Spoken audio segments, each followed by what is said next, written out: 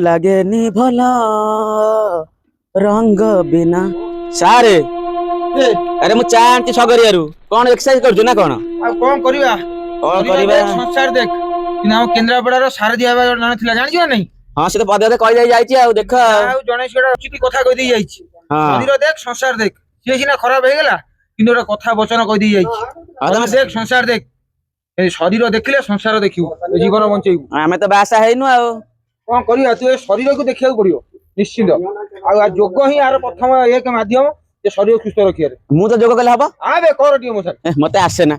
ତମେ କର ମୁଁ ଦେଖିବି କାଲି କରିବି କୋଉଠୁ ଆଣି ନେଇକି ଆସିଲୁ ମୁଁ ଛଗରିଆ କେଶର ଭାଇ ଦୋକାନରୁ ଆଣିଲି ବା ଚାଟା ପିଅ ମୁଁ ପିଏ ନା ବା ଚା ହଉ ଦେଖିଆ ହଁ ପିଇଦବା ଆଉ ଦେଖିବା କେମିତି ଲାଗୁଛି ଆଉ ମଇଁଷି କ୍ଷୀର ଚା ଜାଣିଛ ଠିକ ଅଛି ପି ଚା ମାନେ ଖାଲି ପିଟି ହଉଛନ୍ତି ଲୋକ ଖାଲି